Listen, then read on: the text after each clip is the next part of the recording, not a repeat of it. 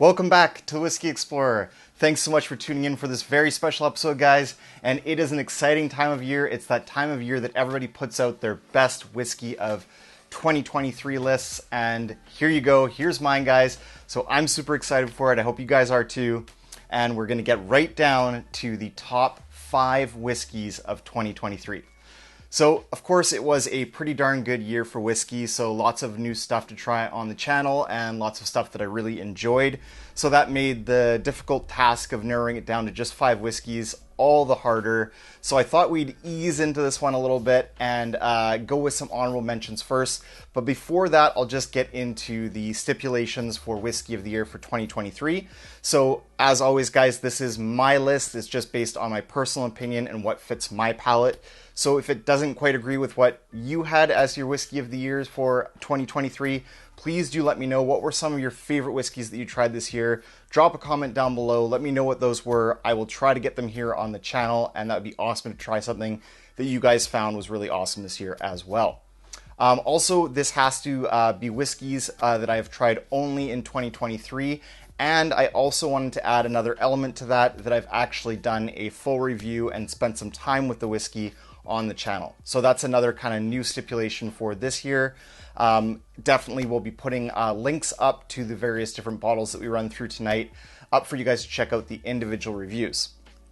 All right, so Whiskey of the Year, my list basically, things that were really memorable to me that I would go out and repeat purchase. That's sort of the, I guess the parameters that I kind of looked at was, you know, what stuck out? Was it a memorable whiskey? Was it one that I really enjoyed? Was it one that I drained the bottle pretty quick? Or was it something that, you know, maybe wasn't quite up to what I had hoped it would be? Then it wouldn't be on the list, right? So these are basically just some of the very memorable whiskeys from 2023. Let's start off with some honorable mentions first here, guys. And the first honorable mention that we have to look at is the Blanton's Straight from the Barrel. So if you guys saw my review on this, I'll put a link up here for it. I really enjoyed this bottle, but of course the Blanton's Straight from the Barrel is a very difficult bottle to actually obtain. So I did actually get a little bit of a correction on this, and yes, it is actually available in the US now, but it is a highly allocated Buffalo Trace product. So the trouble is actually finding it, and if you do find it, are you going to be able to find it at a like reasonably obtainable price, or do you have to jack up to that secondary pricing, which I just don't wish on anybody. I don't like paying secondary pricing, so I don't want others to have to go out and pay that as well. So for those reasons, it didn't quite make the list, but it was definitely worthy of an honorable mention here on the Whiskey of the Year for 2023. All right, guys, so that's the first honorable mention, Blanton Straight from the Barrel.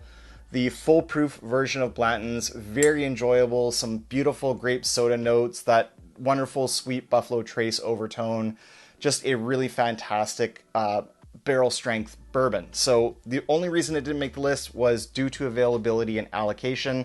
I didn't want to put any allocated bottles on the actual final list. And if I did, I will put up some alternatives for you guys to pursue as well. All right, so that was the first honorable mention, guys, is the Blanton's Straight from the Barrel. All right, the next honorable mention here is actually coming from a Canadian whiskey. So this is the Sons of Vancouver Palm Trees and a Tropical Breeze. This is just a fantastic barrel strength rye. It's their own distillate. They finished in a rum barrel. Just fantastic tropical fruit notes. Again, the reason that it's not on the actual final list is due to availability. This one sold out in record time. It also got Canadian Whiskey of the Year for 2022. So I tried it and reviewed it on the channel in 2023, but just a fantastic whiskey. And it's just due to availability that I didn't make it on the final list. Yes, other areas in Canada did get some of this, but in very limited amounts. So I didn't want it to be one of the, top 5 whiskeys just because not a lot of people are going to be able to obtain this one. But if you do happen to ever see it, or if you're out here in this area of BC, like on the West Coast, definitely drop into Sons of Vancouver. I know that they've got some stashed away and they'll let you try it at the bar. All right, so honorable mention number 2 was the Sons of Vancouver, Palm Trees, and a Tropical Breeze. All right, And last but definitely not least, we've got a fantastic bourbon here for the last honorable mention, and that is none other than George T. Stagg, the king of bourbons. All right, so I actually cracked this for mine and my wife's 10th anniversary. I thought, you know, what more special occasion can you have than that? So that's what kind of prompted me to finally crack this bottle here. This is the 2020 bottling of George T. Stagg. Just a fantastic barrel-proof bourbon with just so much flavor and attitude, just an absolutely killer dram. But of course, again, part of the BTAC lineup, highly allocated Buffalo Trace, very difficult to get, and if you do get it, you're likely paying secondary to get it. So that's why this one couldn't make the final list for my favorite whiskeys of 2023, but definitely deserving of an honorable mention. This is one of the best bourbons I've ever tried, so if you guys do have a chance, even just try a bar pour of this, I highly recommend you do so. All right, so third and final honorable mention, just 3 guys. I know it's a lot, but it's just, you know, those ones couldn't make the list, but they were certainly memorable in what I was able to try this year. So I did definitely want to give them a shout out and an honorable mention on the channel. All right, so the moment you've all been waiting for, the final 5 top whiskeys of 2023. Let's get into it, guys. Let's check out my first selection here. And we have none other than a very highly attainable bottle that is not allocated, that sits on shelves, that you guys can go and pick up and try out. This is the Old Forester 1910. So this is my first of the 5 whiskeys for 2023. I know this whiskey has been around, of course, for a while, but I didn't get a chance to actually try it because it is not in our market here in BC. This actually landed in Calgary and Edmonton and the rest of Alberta. I was able to get my brother to go and pick me up a bottle, so finally got to try 1910 and I absolutely loved it. It's just, I'm really, to be honest, if you guys watch the channel and follow the channel and my journey, you know that I am a sucker for a toasted barrel finish whiskey. This one here is just fantastic. It's actually a highly charred, almost to oblivion, second barrel that they put this into, and it pulls out all these extra beautiful, you know, toasty, bourbony notes that are just fantastic. I really love this one. Tons of like molasses, chocolate, deep, dark flavors and tones in this one. So this is a fantastic whiskey that you can pick up on the shelf, the Old Forester 1910. All right, this is the Green Spot. The Green Spot that's actually finished in Pinot Noir casks from the Quails Gate Winery right here in BC. So this was actually a special release, the Green Spot Quails Gate wine finish. But I do know that not only did this go to other provinces in Canada, but this actually went to the States and also went international as well. So this is a fantastic dram. It has lots of beautiful Irish whiskey notes, but it's also bottled at 46%, which is a bump up from the regular Green Spot. The regular Green Spot's only 40%, so getting it at 46% gets so much more flavor, and then that wine cask finish really imparts some beautiful fruit flavors into the whiskey and some nice kind of drying oak notes as well. Fantastic whiskey. And guys, the thing is with this one, the Green Spot, yes, limited edition. I understand, limited availability. So if you can't find the Quails Gate finish, I would recommend any of the special finishes that are in the Green Spot series. So there's several of those out, and they are, I definitely know they're out in other markets. And also keep your eye on future special finishes that Green Spot does. They usually do one of these pretty much per year, so definitely keep your eyes out for that. A very, very good bottle, the Green Spot single pot still Irish whiskey, finished in Pinot Noir wine casks from the Quails Gate Winery right here in BC.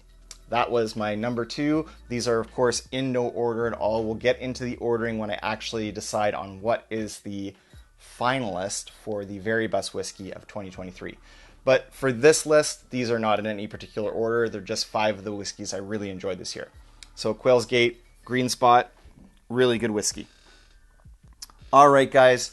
Here's another one for you. Here is one that, especially if you're in the States, you can definitely go and pick this up on the shelf. This is the Noah's Mill, which is essentially the cast strength version of Rowan's Creek, coming out of Willett Distillery. So I actually absolutely just loved this whiskey right to the last pour, which I've got in my glass right here for you guys. This is the Noah's Mill in the glass. This is my last pour of the Noah's Mill. Unfortunately, where I am here in Canada, we do not get the Noah's Mill or the Rowan's Creek, so this actually came from stateside. But I do know that in the States, it's a regular bottle that sits on shelves, and it's about $60 to $65 for a barrel strength bourbon that has all of these fantastic and very unique flavors. So it has this really cool kind of willet funkiness to it. It's got just so much flavor and such an interesting, different bourbon profile. If you haven't had a chance to try it, I highly recommend the Noah's Mill. Cheers, guys.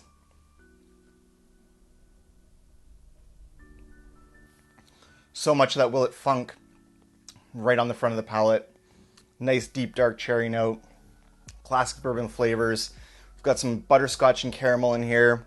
Some brown sugar. Definitely a ton of cinnamon and baking spices. This one's just a flavor bomb. So I highly recommend, if you can in your area, grab a bottle of the Noah's Mill.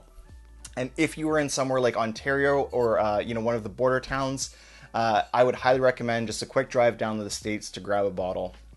Noah's Mill, very unique, very interesting, very delicious bourbon. All right. And the next one here, I don't actually have the physical bottle in hand because it was actually a loan to the channel from our good friend Ross, who of course is one of the original whiskey explorers. So I've got a placeholder here, but it is the Nikka Miyagikyo single malt. So that is just a fantastic whiskey that has a ton of orchard fruit flavors, pear notes, some nice spicing, some sweet honey and floral notes. Just a fantastic Japanese whiskey. And I know that in our parts, you can still just go into the liquor store and pick that one up off the shelves for about $90 to $95 Canadian. It's just a fantastic Japanese whiskey. So that's the Nikka Miyagikyo. I have a little placeholder here since I don't have the bottle. This is the Nikka from the barrel, which is also very fantastic. But definitely the Nikka Miyagikyo, that's one that impressed me that I reviewed this year. All right, so we are moving along at a good clip here, guys. And this one is a banger of a bourbon. Here we go. For the fifth spot, we have the Knob Creek 15 year. What's really cool about this bottle is that this is actually, believe it or not, part of the regular Knob Creek lineup now. So we got the Knob Creek 12 and the Knob Creek 15. Now the Knob Creek 18 was actually a special release for 2022, and that is one that is that special release only. So that's not going to be part of their lineup of core Knob Creek products. But this Knob Creek 15 is absolutely fantastic, and it is indeed part of the core Knob Creek lineup now. Just 100 proof, absolute banger of a bourbon. This stuff is so good. It actually won my blind shootout of what is the best Knob Creek. It even edged out the 18 year. So you got nice, mature bourbon flavors here at that 15-year age statement. It's from a legacy distillery, right? It's Jim Beam Distillery. We all know and love lots of the Jim Beam products. So definitely a fantastic bourbon if you guys can grab it. I highly recommend go out and grab the Knob Creek 15.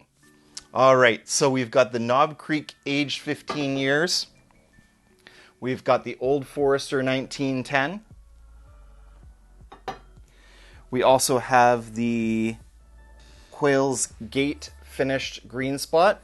And since this may not be highly available anymore, especially since it was released a little while ago now, I highly recommend any of those sort of special release green spots. They're going to have some type of a cask finishing as well as be bottled at the higher ABV of 46%. So that's always something to think about if you can't find the particular one that I've got here for my list. All right, and then we've got the Noah's Mill, just another fantastic bourbon. And last but not least, I've got a placeholder here with the Nikka from the barrel, but it would be the Nikka Miyagikyo. That's the Japanese single malt. So those are my top 5 whiskeys for 2023. Thank you guys so much for joining me on the journey, and please do let me know what are your top 5 whiskeys of 2023, or what's something that was really your favorite that blew you away. I'd love to try to get it on the channel here and try it out with you guys. And if you haven't done so already, guys, if you could please do us a quick favor, we're almost at that 1,000 sub mark. So hit that subscribe button, hit the like button, turn on the notification bell so you know when we're dropping new videos.